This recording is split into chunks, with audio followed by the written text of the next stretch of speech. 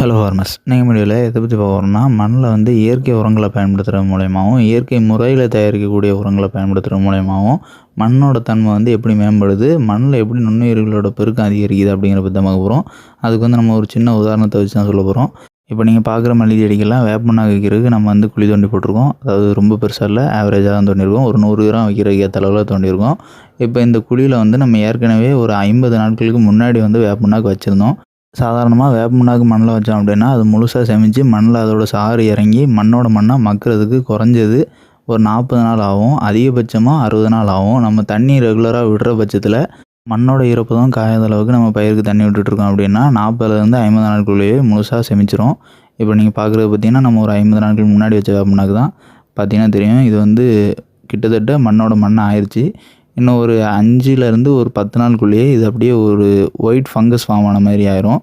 அதாவது நம்ம எந்த ஒரு இயற்கை உரம் மண்ணில் ஆட்டு எருவோ மாட்டு எருவோ பதிச்சோன்னா அது வந்து ஒரு குறிப்பிட்ட டைமுக்கு அப்புறம் மண்ணோட மண்ணாக ஆரம்பிச்சிடும். இந்த மைக்ரோப்ஸ் நுண்ணுயிரிகளெல்லாம் அதில் உருவாகி அந்த மாதிரி ஆயிரும். அந்த டைம் நம்ம வச்சிருக்கக்கூடிய உரத்தை வந்து தோண்டிட்டு மறு உரம் இடணும். அப்படி மறு உரம் இடும்போது ஏற்கனவே வச்சு தோண்டி போட்ட அந்த உரம் வந்து மண்ணோட மண்ணாக அப்படியே மக்கிரும். இப்படி மக்கிறது மூலயமா மண்ணில் வந்து நுண்ணுயிர்களோட பெருக்கம் அதிகரிக்கும். மண்ணில் இருக்கக்கூடிய சத்துக்களோட உற்பத்தி இயற்கையாகவே அதிகரிக்கும்.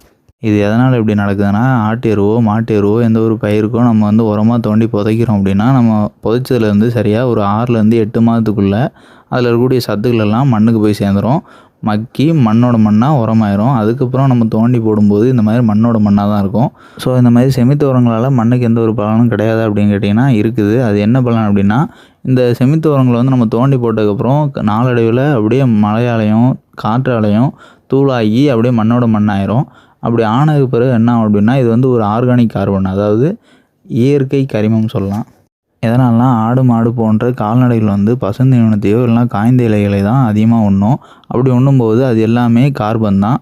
அந்த கார்பன் தான் எருவாகி நம்ம பயிர்களுக்கு உரமாக மண்ணில் வந்து தோண்டி புதைக்கிறோம். அப்படி புதைக்கக்கூடிய உரம் வந்து நாளடைவில் மக்கும். அப்படி மக்கினதுக்கு பிறகு என்ன ஆகும்னா, அந்த மக்கிய உரத்தில் இருக்கக்கூடிய இயற்கை கரிமம் பயிர்களோட வேர்கள் மண்ணில் ஊடுருவதுக்கு ஏற்ற காற்றோட்டத்தை கொடுக்கும்.